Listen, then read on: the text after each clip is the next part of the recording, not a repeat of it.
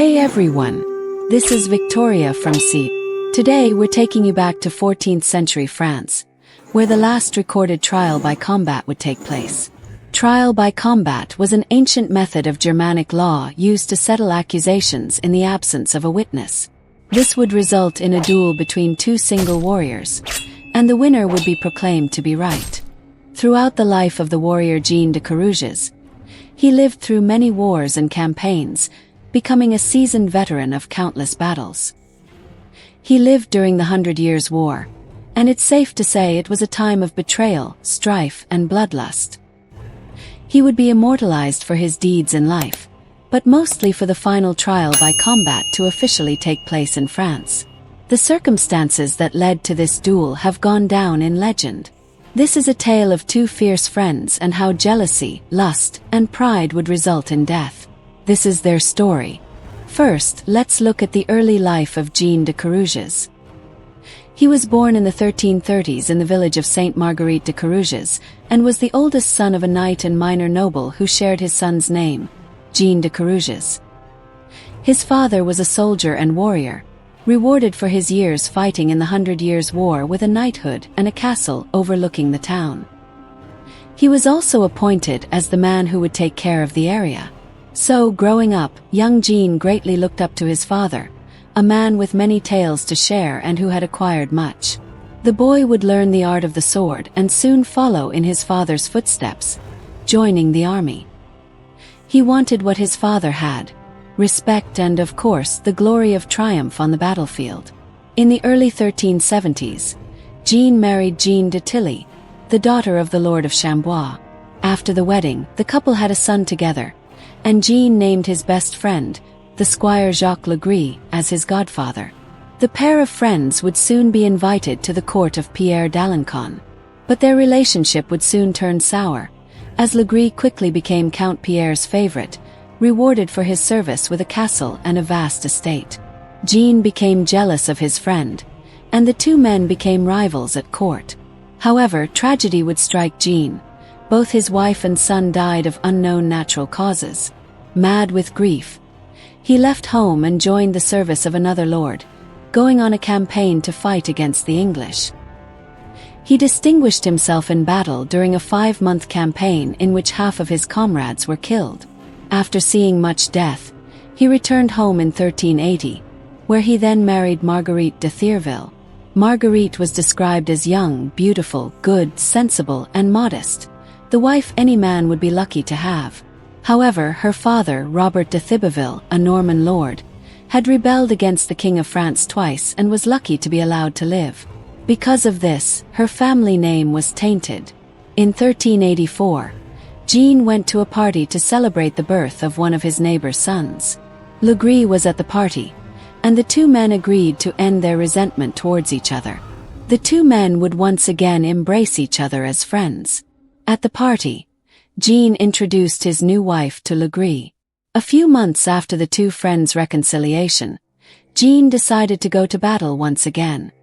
His force of men would join the Scottish army, and they would raid northern England, distracting the English forces from France's movements. Jean and his men arrived in Scotland with his commander, and the two armies became one, marching south and burning many farms, castles, and towns to the ground.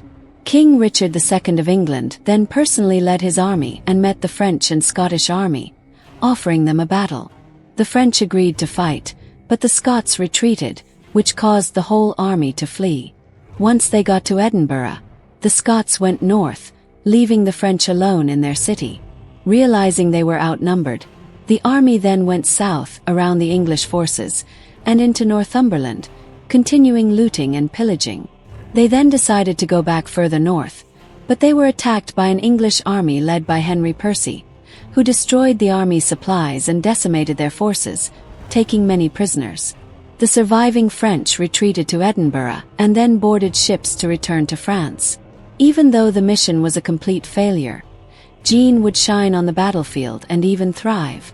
Another knight noticed his military prowess and knighted him then and there on the field, surrounded by the corpses of fallen warriors. He would soon return home to his wife, but he had business in Paris, So he left his wife and mother-in-law in the village of Gampo-Mesnil and then traveled to Paris in January. Now Marguerite, Jean's wife, was left alone at her residence. Her mother had legal business to attend to and took most, if not all, of her household servants, leaving her daughter vulnerable. A man soon knocked on the chateau's door, which Marguerite opened herself while no one else was around.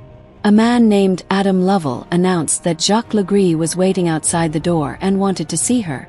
She refused, but Adam said, "He loves you and will do anything for you." At this point, Legris forced his way into the chateau. He then violently sexually assaulted Marguerite and told her if she told anyone he would kill her. Once her husband Jean returned a few days later, Marguerite told him everything. He brought together all of his friends and family, and Marguerite repeated what she had told Jean. He immediately began legal proceedings, but the judge in this matter was Count Pierre, who had favored Legris at the trial. Pierre acquitted Legris of all charges and accused Marguerite of inventing or even dreaming up the attack. Outraged, Jean would not rest until justice had been served. He went to Paris to appeal to the king himself. He knew that since Marguerite was the only witness to her own attack, it would be seen as weak in court. But he needed revenge and needed to restore the honor of his wife. So Jean came up with a plan. Jean would soon be presented to the King of France and asked him, instead of proceeding with a criminal trial, that he would challenge Legris to a trial by combat, a fight to the death, in which the survivor would have been deemed by God to be right in the matter. However, by 1386, trials by combat no longer took place, and the chance of one being permitted was very doubtful. Legris and Jean would soon both appear at court and both threw down a gauntlet, a sign that they intended to fight. Legal proceedings still took place, as Parliament would look at evidence from both sides and took into account both testimonies. Legris said that Jean was driven mad by jealousy and would do anything to ruin him. Eventually, Parliament handed down its verdict. As they were unable to determine who was guilty, the two men would fight to the death. On December 29, 1386, thousands would assemble to watch the trial by combat, as word had gotten around the whole country. Dressed in black was Marguerite. Should her husband die in battle, she would be burned at the stake straight after the duel, as then she would have been proven guilty of perjury. Both men would take to the field, mounted on horses and dressed in full plate armor. They were both armed with a lance, a long sword, and a battle-axe. This was known as the Holy Trinity. Legris was knighted just before the fight, so both men would be equals. They would then both give oaths to God, the Virgin Mary, and Saint George, thereby giving over their judgment of the duel to God. After this, Jean went to his wife and kissed her, promising to return to her. The king instructed that anybody who interfered would be executed, and anyone that verbally interrupted the duel would have their hand chopped off. The two knights now prepared for battle. They readied their horses and charged at one another. Their lances struck but didn't do any significant damage. They charged again, this time striking each other's helms. Now dizzy with their ears ringing, they charged again, but their lances would shatter on each other's shields. It was an even contest, with both warriors being as skillful as the other. They both threw their lances to the ground and drew their battle axes, and once again charged for a fourth time. They then clashed and would slash and hack at one another until Legris, who was said to be the much stronger man, managed to behead Jean's horse with a single blow. Jean quickly jumped off his falling horse and swiftly swung his axe at Legris' horse, disemboweling it. Both warriors were now on foot, and they would draw their long swords and engaged in a traditional duel. Their swords would clash, but after several minutes, Legris would gain the upper hand and became the aggressor in the fight. Jean would slip, and Legris used this opportunity to thrust his sword through Jean's right thigh. The whole crowd gasped, thinking it was the end for Jean. But against all odds, he quickly grabbed Legris' helmet with both of his hands and slammed him to the floor. He then began stabbing at his opponent, but the blows only dented his thick plate armor. Realizing that his sword would not be able to finish the man, he drew his dagger and used the handle to smash the lock off Legris' faceplate. He managed to break the pin holding the lock and tore his faceplate off, exposing his face. Jean, now fully mounted on Legree, demanded that he admit his guilt, but he cried out, "In the name of God and on the peril of damnation of my soul, I am innocent." Jean then would thrust his dagger all the way through Legree's neck, killing him nearly instantly. Jean then stood over his dead opponent victorious. The crowd then roared, and pages ran onto the field to bind the wound on his thigh. He then kneeled before the king, who presented him with 1,000 francs and an annual income of 200 francs a year. After this, he went to his wife in front of all the spectators. It was an emotional scene for all. Soon after the fight, Jean would be promoted and would become the bodyguard of the king. He would be sent on missions and other tasks of grand importance. Jean would also be there to witness King Charles VI slowly descend into madness. Years later, in 1396, there was a peace during the 100 Years' War with England. The French army would assemble an army against a new threat, the Turks, and would launch a crusade against them. Jean and his commander would cross Central Europe and would unite with the Hungarians, causing much devastation in the Ottoman territory. On September 12, 1396, the army would arrive at Nicopolis and begin a siege.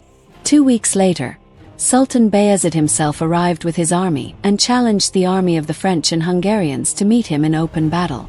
The two forces then clashed on the battlefield. It was a massacre, and the French and Hungarians were defeated, and most were killed or captured and then executed. The exact fate of Jean de Carrouges is unknown, but it is said that his garrison was completely decimated by Turkish cavalry. Jean would have been 66 when he died, a veteran in battle but not the man he once was in his youth. Jean de Carrouges lived a life full of grief and endured many misfortunes, but he also lived a life of triumph and wealth. His famous duel was the last official duel recorded in French history, and it had immortalized him as a brave and noble man, fighting for his wife's honor and risking both of their lives in the process. In the end, he died on the battlefield, a place where no doubt he felt at home. Don't forget to like this video, subscribe to CE for more untold history profiles, and hit that notification bell so you don't miss our next deep dive into the past. Let us know your thoughts on Jean de Carrouges and this extraordinary story in the comments below.